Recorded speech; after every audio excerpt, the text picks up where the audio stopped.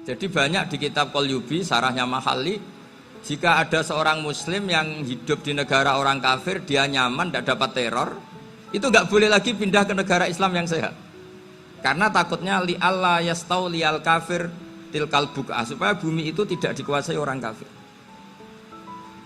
Jadi ini hal-hal yang para fuqaha itu harus berdebat. Karena ini masalah-masalah furu'iyah. Sehingga mulai dulu ya banyak ulama yang nyun sewu berpolitik, mulai Wali Songo sampai sekarang alhamdulillah yang minat banyak. Mungkin bedanya ikhlas sama tidaknya. Tapi kalau saya pernah dikeluhin utusan dari ya komunitas Islam Indonesia itu dulu itu ceritanya banyak yang dari Kamboja. Kalau dulu orang cerita itu orang Cempa. Itu setelah di Indonesia besar Wali Songo dan Brawijaya 5 itu sudah mulai oleng, itu singkat cerita mereka berpikir ingin bikin kerajaan apa? Islam di Demak Mintoro dengan raja pertama yaitu Raden Fatah, karena Raden Fatah ini putra Brawijaya. Padahal setelah jadi kerajaan ini era cucu sudah konflik, berebut kekuasaan. Akhirnya sampai jadi Jipang, jadi Jogja, jadi Solo dan seterusnya. Tapi kata Mbah Mun itu tetap barokah kata. Karena orang Islam terus terbiasa mimpin. Sekeliru-keliru sidik, pokoknya orang Islam biasa mimpin. Sehingga zaman Mbah Hashim ya sudah mimpin Masumi, zaman Ki As'ad pengaruhnya besar, sampai sekarang Kiai-Kiai pengaruhnya besar. Nah barokahnya Kiai-Kiai pengaruh besar ini sampai moral jadi ukuran. Misalnya sekarang ada calon bupati kok nggak sholat, itu pasti kalah.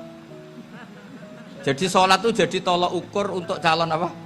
Bupati. Meskipun mungkin punya efek pura-pura sholat, tapi gak apa-apa lah, sementing moral ini jadi ukuran. Sementara yang di Thailand, di Patani, itu karena dulu pelajarannya tasawuf, itu orang gak ambisi mimpin dunia, tahu-tahu dipimpin.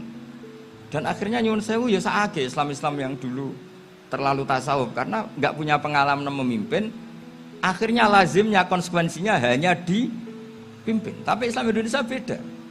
Karena kulino mimpin itu akhirnya dari orang Islam biasa menjadi Islam yang sholat sampai Islam yang bisa ngaji itu bisa mimpin negara. Tentu yang paling populer dimulai Gus Dur. Jadi ini sesuatu yang barokahnya istihad para kiai. Sementing Islam kulino mimpin. Sehingga di Indonesia itu barokahnya itu kebaikan itu jadi tolok ukur.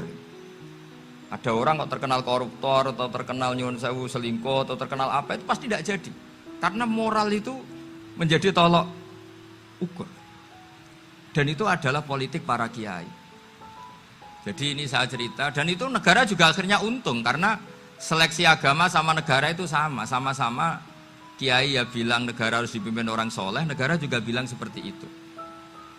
Nah, ketokohan-ketokohan para beliau-beliau ini yang mau lah bekerja sama dengan umarok. Kita tahu dulu Pak Harto ya rawuh ke sini ketika Muktamar 84, rawuh ke Ki As'ad, ketika mau kembali ke Khittah juga dirembuk oleh ulama dan umarok. Dan akhirnya ini menjadi negara yang alhamdulillah semoga selalu menuju baldatun thayyibatu wa rabbun ghafur.